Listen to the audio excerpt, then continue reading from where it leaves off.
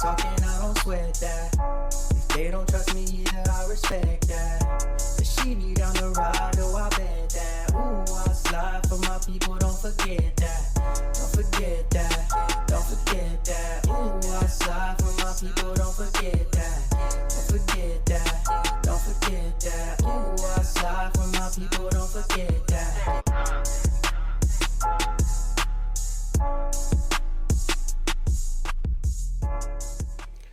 Good morning, good afternoon, good evening. My name is JH. How y'all doing, Postal family? Is everybody good?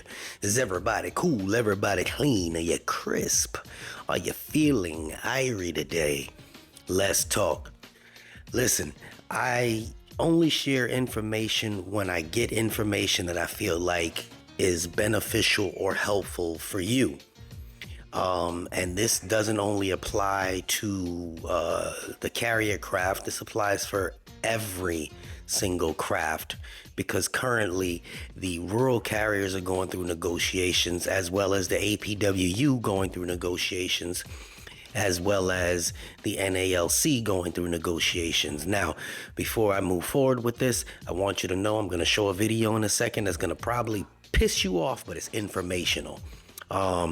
As well as there, if you go on the APWU website, which is open for everybody, you click on the last podcast, and our president did a podcast, and very, very, very informational. He speaks about what the bargaining, what they're looking for, what they're not looking for, projections, etc. And somewhere in there, he mentions the NALC. I definitely think that you guys should hear it, because I don't want to misspeak about what he's talking about. But that's on the APWU website, and it's on the podcast. Scroll down, listen to it. It's about 30 minutes. Extremely informational. But let's talk about the reason that you clicked. $11 billion. $11 billion in trusts or something or another. The bonds, that's what it is. $11 billion in bonds, what the USPS just recently invested in. Treasury bonds. $11 billion. Now, when you have $11 billion invested, which is nothing new, what does it do to the overall numbers, which is what we're going to talk about in that video that you're going to see. You're going to hear about all of this and how it just doesn't make sense. But it makes sense, but it doesn't make sense. Okay, rich people tend to do this. Especially with taxes. If anybody has a business, this is what we do. Let's say you made $100,000, but you don't want to pay taxes on $100,000. You want to bring your value down, so you're paying taxes on the lowest amount. So you get rid of some of your money in different places, so it shows that you only have a certain amount of assets, right? Right. So I only got $55,000 in assets. That's all I'm paying taxes on. I want you to take that same concept and apply it to the United States Postal Service as a whole. $11 billion. Billion. And they're claiming big losses. We lost X amount of dollars this year, X amount of dollars. That's why we can't give anybody any raises. This is what Renfro was saying. Well, they had such a big loss. You guys are lucky you're even getting colas. Well, what about the $11 billion? So I just took a little clip off of the Majority Report, and you should go to his channel. I think I'll link the whole video. I think I did before, and it has Tyler Vassar in it, or Vassar, and they just go through the whole thing. But I'm only going to take a little clip from there, as well as in the middle of it, I'm taking a clip from one of the rap sessions, so you can hear how contradictory the people at the rap sessions are after Tyler Vassar says his own thing. And I want you guys just to, swallow it up. Make your own educated decisions when you think about this vote that's supposed to be coming up. Definitely check out APWU, that podcast that Mark Diamondstein just put out. I'm not saying it's great. All I'm saying is informational.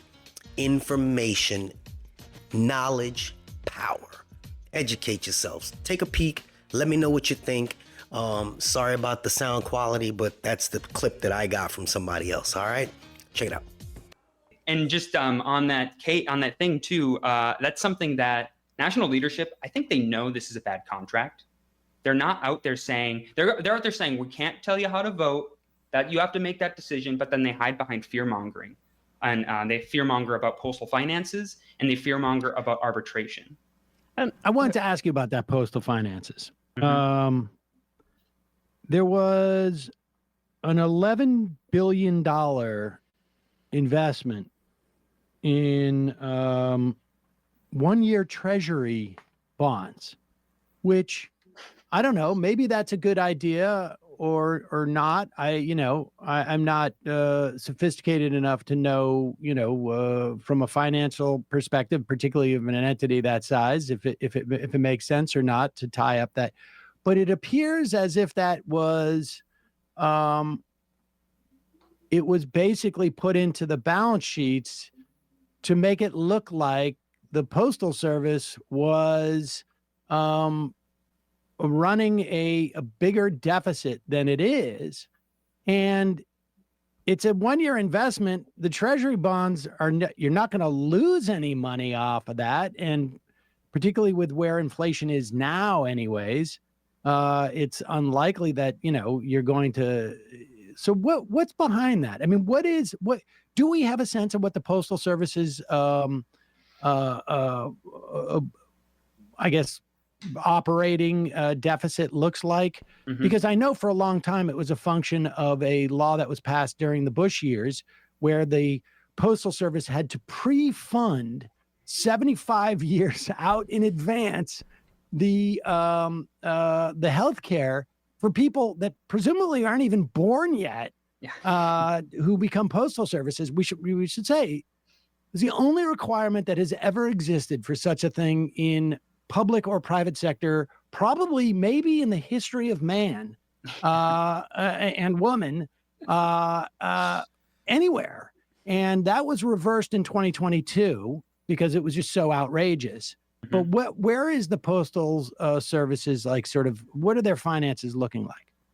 Yeah, so for that pre-funding mandate, first of all, it was the postal workers unions that fought to get that pre-funding mandate repealed. That was the beginning of when the Postal Service really hit financial problems. That took away a lot of the losses, but it didn't take away all of the losses.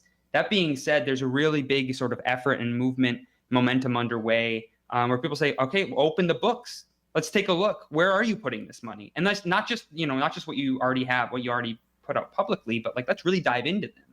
There's also in the 1970 Postal Reorganization Act, 1970 or 71, whatever. It came out of the 1970 strike. It was when USPS became USPS.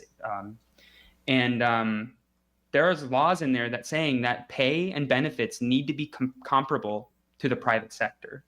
And it says that postal finances are not relevant to having to provide pay and benefits comparable to the private sector to the workers. And so the Post Service would go in and do the opposite. They would say, hey, you need to get rid of the COLAs. Nobody else has them out there. And one of the things that's problematic with the COLAs is that the COLAs outpace what the Post Service legally can increase rates by. So they can't even increase postage rates at the same rate as the COLA increases that. So when and that's powerful testimony, because they're going to bring in economists just like we will, and those economists are going to point out that that's they're going to always be at a loss, and that loss is that gap is going to be wider and wider as it continues. And so if we bring it to arbitration, that should be the first thing you say. These postal finances should not matter. If our own union leadership is going to do the job of management and fearmonger about postal finances, I think we need to look at the fact that okay, why are we getting any raises at all if they're losing all this money? Why did management get all these raises? Why did DeJoy himself? DeJoy got a 20% bonus on his pay, which is pretty. It's actually maybe 22% bonus. That's pretty good for an enterprise that is supposedly so strapped that they can't provide anything more than a 1.3% raise for its workers. I think that if management cannot manage their own finances, then I think we really have to and maintain USPS as this quasi public-private entity. And we think that the Postal Service provides an important service to the public. As packages become more and more important, having a public postal service with universal service obligations and a relatively affordable service, it keeps prices down for Amazon, for UPS, for FedEx. If we think that that is important and management can't manage their own finances, then I think we need to look in the fact that maybe the Postal Service should be publicly funded. Unexpected expenses stressing you out? Get the money you need now with Loans for Feds, a program designed specifically for federal employees. Bad credit is not a problem. Application is fast and easy with same-day approvals. Apply now.